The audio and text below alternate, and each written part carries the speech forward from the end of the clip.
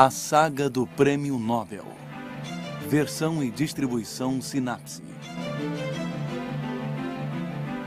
A saga do Nobel é a história das grandes descobertas e das ideias do século XX. Einstein, Curie, Pavlov, Fleming e também Camus, Hemingway, Luther King e o Dr. Schweitzer já se tornaram lendas.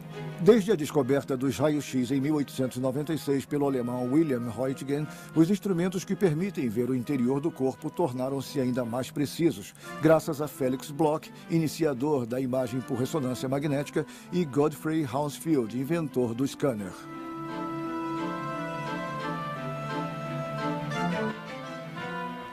Os instrumentos da medicina. O interior do corpo humano é uma das regiões onde a ciência mais demorou a se aventurar. No entanto, a partir de 1230, uma lei promulgada pelo imperador Frederico II obriga os estudantes de medicina a praticar a anatomia, limitando-se à dissecação de corpos humanos. Lei a qual o papado responde excomungando o imperador profanador de cadáveres.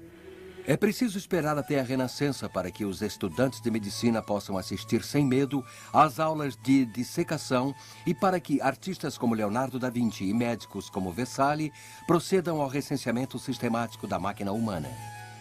Até o fim do século XIX, a imagem médica é aperfeiçoada na descrição minuciosa dos corpos e das patologias.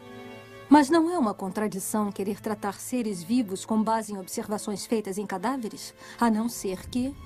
Sim, a não ser que se pudesse esfolar o paciente vivo, camada por camada. Eu não havia falado do meu trabalho com ninguém. Eu dizia para minha mulher que eu estava fazendo uma coisa que as pessoas, quando soubessem, diriam que Röntgen enlouqueceu. No dia 1º de janeiro de 1896, enviei trechos de artigos meus e o diabo foi solto. 27 de março de 1845, 16 horas. Friedrich Röntgen, comerciante de tecidos da cidade de Lennep, perto de Colônia, e sua esposa Charlotte Constance estão recebendo neste mundo seu filho William, futuro primeiro prêmio Nobel de Física da história. A criança que parece ter a mente sadia tampouco parece estar possuída pelo demônio, nem mesmo pelo do saber. Seus pais sabem da sua expulsão definitiva e sem diploma aos 17 anos da Escola Técnica de Utrecht, na Holanda, para onde a família havia emigrado. William, na verdade, é um aluno que promete, e a expulsão só deveria aumentar o seu mérito. Na verdade, ele não quis denunciar um colega, autor da caricatura de um professor impopular.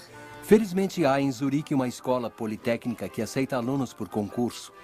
Ele é admitido nessa escola em 1865. É também em Zurique que ele encontra sua futura esposa, Anna Bertha Ludwig. Ela é filha de um liberal alemão exilado, dono do bar Zum Grünen Glas, onde se reúnem os estudantes. As noitadas nos bares e restaurantes não o impedem de defender a sua tese Estudo sobre os Gases, em agosto de 1868, obtendo assim o seu doutorado aos 24 anos. Dá aulas de física em 3 cidades da Alemanha, sucessivamente, entre elas Estrasburgo, antes de ser nomeado diretor do recente Instituto de Física da Universidade de Würzburg, em 1888. Aos 43 anos, Röntgen já é um pesquisador reconhecido. A universidade fica no centro da cidade. Herr Professor Röntgen e sua esposa moram no último andar do instituto. Não tendo filhos, adotam a sobrinha.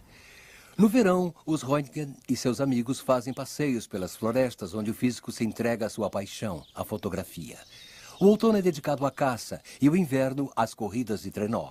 Na cidade, seu modo de ser é considerado bem pouco convencional. Sim, um lunático. Conta-se que durante um passeio com sua esposa, ele avista uma carruagem. Chama um cocheiro, dá seu endereço, paga a corrida e manda sua esposa subir e continua sozinho a sua caminhada. Para o professor Philippe Lenard, honrado doutor, como eu gostaria de reproduzir sua importantíssima experiência, encomendei um tubo de eficiência comprovada da Miller-Unkel. Poderia Vossa Excelência indicar-me um produtor confiável para a janela de folha de alumínio? Muito respeitosamente, W. Röntgen. Röntgen está com 50 anos quando escreve esta carta a Philippe Lenard, assistente do célebre Hertz. O descobridor das ondas eletromagnéticas acabara de morrer e seu aluno retomava os trabalhos sobre os raios catódicos num tubo a vácuo. O tubo a vácuo é uma bolha de vidro dentro da qual foi colocado um cátodo e um anodo, e onde se criou o vácuo. Quando se faz passar uma descarga elétrica, uma fluorescência se produz na parede do tubo que está atrás do anodo, evidenciando uma radiação emitida pelo cátodo. Lenard resolve colocar uma fina e opaca janela de folha de alumínio sobre esta parede. Ele constata que os raios catódicos atravessam o alumínio e até a distância de alguns centímetros para fora do tubo tem um efeito luminescente sobre sais fluorescentes e podem até mesmo manchar uma chapa fotográfica. Ao fazer os raios catódicos passarem através de uma folha de alumínio, Lenard contradiz a teoria do inglês Sir William Crookes. Se os raios catódicos fossem um fluxo de partículas elétricas ou uma matéria radiante, como definidas por Sir William, eles não poderiam atravessar a matéria.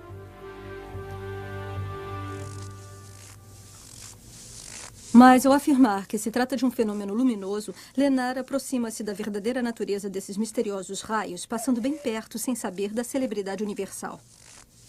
Para o professor W.C. Roentgen. Muito honrado, professor. No momento não disponho de um bom fabricante, por isso envio 2 folhas do meu estoque. Elas têm 0,005 milímetros de espessura. Respeitosamente, Philippe Lenard. Sexta-feira, 8 de novembro de 1895, final da tarde. Roentgen acaba de refazer a experiência de Lenard. Muda alguns parâmetros a fim de conhecer melhor a natureza dos raios catódicos. Para isso, Roentgen decide utilizar um tubo a vácuo com a parede de vidro bem espessa, porém transparente. Aumentando a descarga elétrica, ele quer verificar se os raios catódicos poderiam sensibilizar uma tela revestida de partículas fluorescentes. Roentgen confecciona uma capa de cartolina preta a fim de evitar que a própria luminescência do tubo influa na experiência. Para testar a opacidade de sua instalação, ele escurece o ambiente e envia uma descarga de alta tensão dentro do tubo. Ele constata com satisfação a opacidade da cartolina. Mas seu olhar é atraído por um reflexo esverdeado a mais de 1 metro do tubo a vácuo. Incrédulo, ele interrompe a descarga, depois torna a enviá-la. Ele constata que o fenômeno de fluorescência se repete no mesmo local. Acende um fósforo e se dá conta de que a estranha luz provém da tela que está sobre um banco. Alguma coisa que emana do tubo age sobre a tela, a uma distância bem maior do que podem os raios catódicos observados por Lenard, e, além do mais, atravessando uma cartolina preta. William se dá conta de que é testemunha de um fenômeno físico jamais observado até aquele momento. Desejando testar o grau de transparência de outros materiais, além da cartolina, ele agora tira a capa do tubo e coloca a tela ao alcance mais direto da irradiação. Quando acaba de enviar uma nova descarga, ele passa sem querer a mão entre o tubo a vácuo e a tela fluorescente para apanhar um livro. O que acontece é impressionante. Durante 7 semanas, o cientista fica trancado em seu local de trabalho, onde faz as refeições e acaba dormindo. Não ousa ainda falar com ninguém sobre sua descoberta, nem mesmo com sua mulher. Ele testa, verifica, testa de novo, sem parar. Roentgen descobre que os raios imprimem marcas nas placas fotográficas. Assim, ele pode apresentar provas tangíveis das suas observações. Ele começa a medir a translucidez de diversos objetos, fotografando a sua sombra, como a deste estojo de madeira que contém um jogo de pesos de medidas, ou a de uma bússola, com ponteiros metálicos. Roentgen acredita que estes raios, que ele batiza com a letra X, o desconhecido, a incógnita na matemática, nada tem a ver com os de Lenard, devido ao seu longo alcance. Será preciso esperar 11 anos até que isto se confirme. É Einstein quem irá explicar a verdadeira natureza de ondas eletromagnéticas muito curtas pelo efeito fotoelétrico. Assim, os raios-x se devem à liberação de grãos de energia, os fótons. No dia seguinte ao Natal, o cientista convida sua esposa a entrar em seu laboratório. 1 hora depois, Anna Bertha Roentgen contempla boquiaberta a fotografia dos ossos de sua mão, com uma sombra mais opaca sobre um dos dedos, seu anel. Em 28 de dezembro de 1895, Roentgen envia para a Sociedade de Física um manuscrito com o título Sobre um novo tipo de raios. No dia 5 de janeiro é publicado um artigo na primeira página do jornal vienense Die Presse. Em uma semana, a notícia já percorreu o mundo inteiro. No dia 13 de janeiro, Roentgen é convidado pelo imperador Guilherme II para apresentar sua experiência em Berlim. De volta a Würzburg, no dia 23, ele dá uma conferência para um auditório muito empolgado. Ele não deixa de mencionar seus antecessores, entre os quais Lenard, pois, sem seus trabalhos, não teria descoberto os raios-x. O anatomista Köllinger, cuja mão é radiografada por Röntgen, é aplaudido ao propor que se dê o nome de Röntgen aos raios-x. Em Würzburg, os Röntgen recebem quilos de correspondência, cartas de felicitações, pedidos de informações sobre o material utilizado, além de propostas mais prosaicas. Com o de Christiansen, diretor da fábrica de bicicletas Sleds, que oferece a Röntgen 25% sobre hipotéticos direitos de exploração dos raios-x nos Estados Unidos. O negociante conclui dizendo: Sua invenção é preciosa demais para a ciência, para não ser explorada, e perigosa demais para ser deixada nas mãos de qualquer um. Insensível às propostas comerciais, Röntgen não quer nem registrar a patente. Ele compartilha com alguns dos maiores cientistas da Europa uma nobre convicção. Para ele, as descobertas pertencem acima de tudo à humanidade e não ao seu iniciador. A medicina utiliza este novo sistema revolucionário que permite desvendar, fotografar e até filmar as fraturas ósseas e as lesões pulmonares, até então invisíveis nos seres humanos, e acompanhar a evolução durante o tratamento. Estágios de formação são organizados pelos pioneiros da radiologia médica.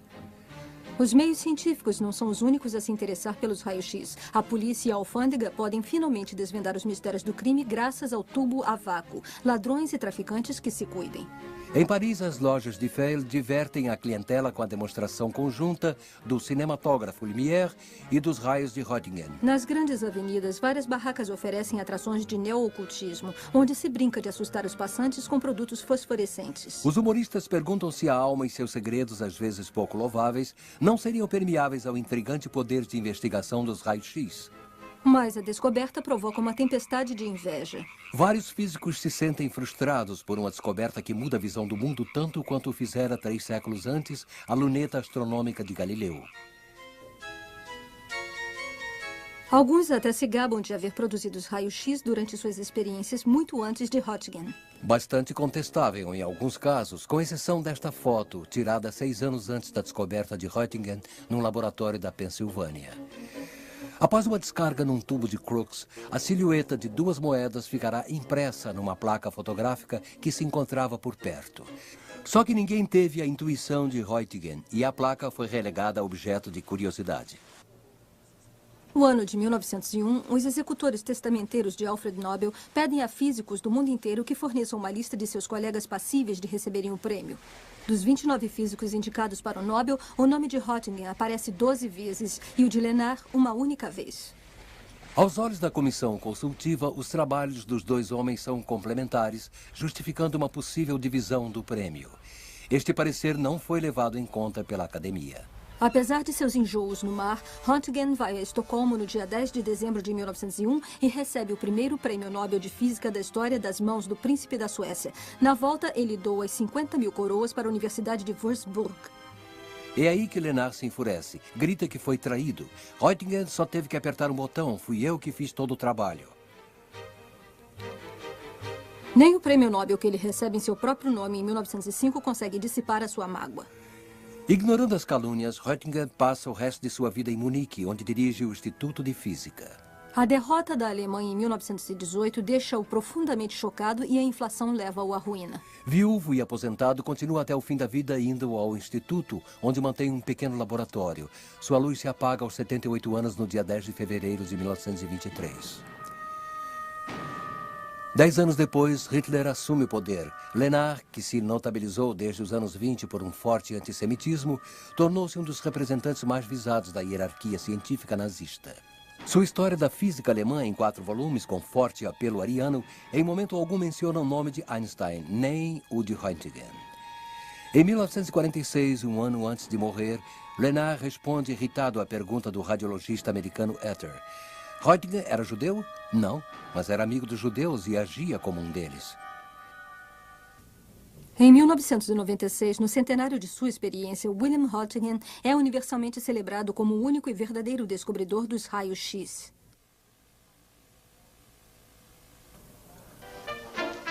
Há algum tempo, os maîtres d'hôtel afirmam que as lâminas de barbear são melhores quando são azuis. Aliás, os raios-x demonstram que elas são mais fáceis de digerir quando bem preparadas. Durante este século, a radiologia não parou de progredir sob o aspecto técnico. Estes avanços foram possíveis graças à resolução de dois problemas maiores.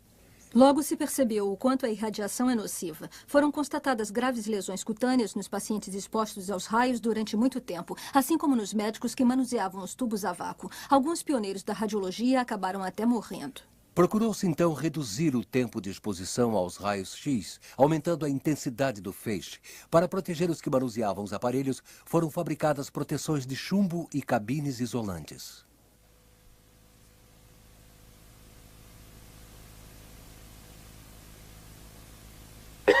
Como as fotografias realizadas por raio-x não conseguem dar conta do volume de um objeto em 3 dimensões, torna-se difícil, às vezes, discernir o elemento que se quer examinar dos outros que o cercam. Como solução, foram adaptados filmes de alta sensibilidade. Também foram utilizados produtos de contraste que, ingeridos pelo paciente, têm a propriedade de se fixar sobre certos tecidos, permitindo que fiquem mais em evidência com relação a outros de densidade equivalente. Estes produtos resolvem, em parte, a questão do contraste do objeto a ser analisado. Ainda resta o problema da falta de nitidez devido à presença de outros tecidos na frente e atrás da zona pesquisada. Em 1921, um médico francês, André Bocage, propõe deslocar num movimento inverso e acoplado o tubo emissor de raio-x e a placa receptora, em relação a um eixo que é a parte do corpo que se deseja analisar. Visualiza-se, então, na placa fotográfica, o ângulo ou o corte desejado, com um evidente ganho de nitidez, enquanto a parte anterior e posterior ao objeto fotografado fica embaçada durante o movimento. É o princípio da tomografia. 1968 é um ano excelente para a gravadora e produtora britânica EMI. Ela acaba de lançar simultaneamente 2 produtos revolucionários de seus estúdios de gravação, o mítico álbum duplo dos Beatles, e de seus laboratórios de Hayes, o protótipo do scanner de raios-x. Eu fui procurar cérebros de boi nos abatedouros, mas eles estavam sempre danificados pelos métodos de abate. Resolvi, então, atravessar Londres para encontrar um local onde o animal fosse sangrado para ser abatido. Mas não era nada agradável transportar cérebros através da cidade, dentro de sacos de papel.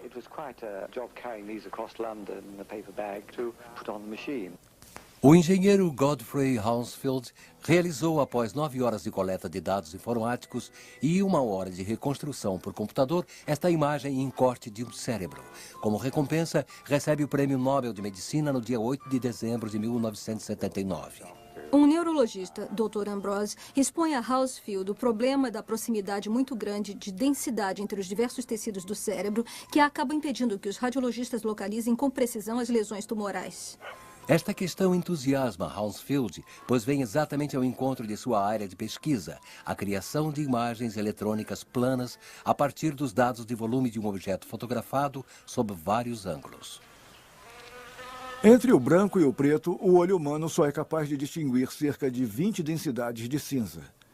O ideal seria inventar olhos capazes de armazenar, processar e restituir um número muito maior de informações em densidade do que é capaz o olho humano. É exatamente a isto que se dedica a Hounsfield. Ele manda fabricar detetores capazes de medir essas diferenças de densidade, não mais de 0 a 20, o que os olhos captam, mas de menos 1000, o ar, passando por 0, a água, a mais 1000, os ossos. O scanner de Hounsfield retoma o princípio mecânico de apreensão das imagens da tomografia por raio-x, com a diferença de que ele multiplica por milhares as medidas durante o movimento de rotação do conjunto tubo emissor de raio-x e detetor de densidade. A seguir, basta coletar via informática os múltiplos dados de volume do corte anatômico, os voxels, que se pode traduzir em dados bidimensionais, os pixels. Para obter uma imagem na qual se possam discernir as diversas densidades dos tecidos, selecionam-se em relação à escala de densidade compreendida entre menos 1000 e mais 1000, cerca de 20 valores de cinza, a fim de se obter uma imagem legível a olho nu. No final de agosto de 1971, um scanner de uso médico é instalado no hospital de Wimbledon.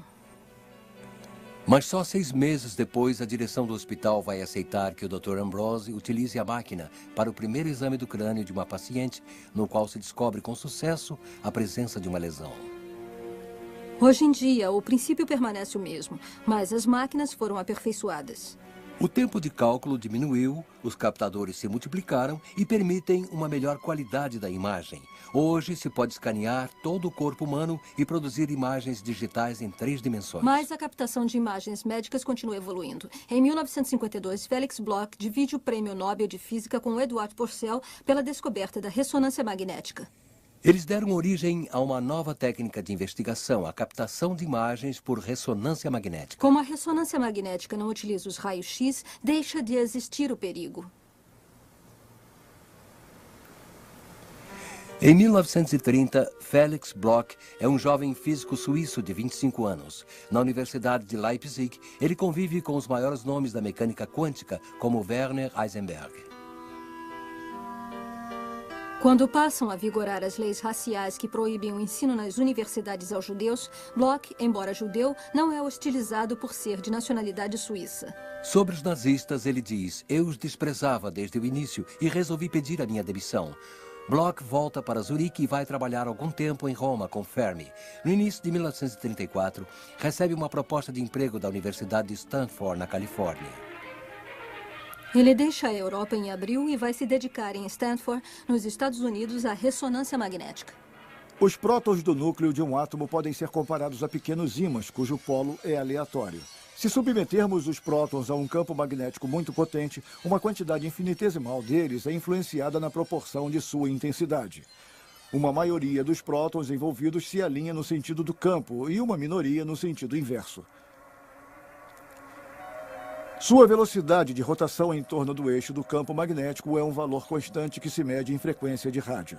Se emitirmos uma frequência de rádio equivalente à sua velocidade de rotação, os prótons entram em fase, criando um estado de equilíbrio instável e de alta energia. Diz-se que eles entram em ressonância. Bloch constata que, cessando o estímulo ondulatório, os prótons retornam ao seu estado precedente, restituindo uma energia que pode ser medida em frequência de rádio e em duração de relaxamento. Com a descoberta de Bloch e Purcell, vai-se poder detectar, primeiro, graças à frequência da ressonância que os caracteriza, a presença de tais prótons em tal molécula. Em seguida, interpretando sua duração de relaxamento, poder-se-á determinar seu grau de concentração, permitindo a identificação do meio tissular em que ele se encontra, osso, tecido mole ou água. A captação de imagens por ressonância magnética tem como referência um dos elementos mais abundantes do organismo, o hidrogênio. Sabemos que, submetido a um campo magnético de intensidade de 1 Tesla, os prótons de hidrogênio se alinham e só ressoarão numa determinada frequência. O princípio consiste em introduzir o paciente num campo magnético e escolher uma zona de trabalho, um corte. Para tanto, utilizam-se microímãs que têm influência sobre o campo magnético de tal forma que sua intensidade neste corte seja de apenas 1 Tesla. Envia-se, então, a frequência de ressonância devida e somente ressoam os prótons de hidrogênio do corte. O sinal magnético emitido pelos prótons, logo após a ressonância, tem sua frequência captada por bobinas e é processado por um computador que restitui uma imagem plana da área. Mas antes de chegar até aqui, foi preciso construir as máquinas.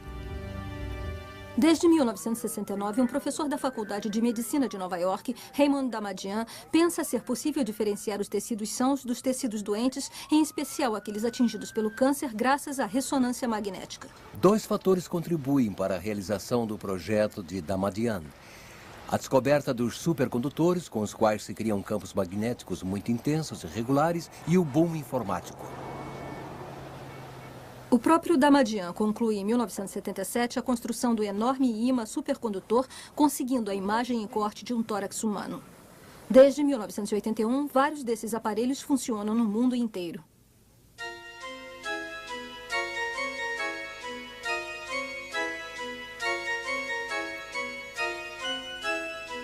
Em um século, a captação de imagens médicas, que permite estudar ao vivo a anatomia dos órgãos e a evolução das patologias, tornou-se uma ferramenta indispensável à medicina.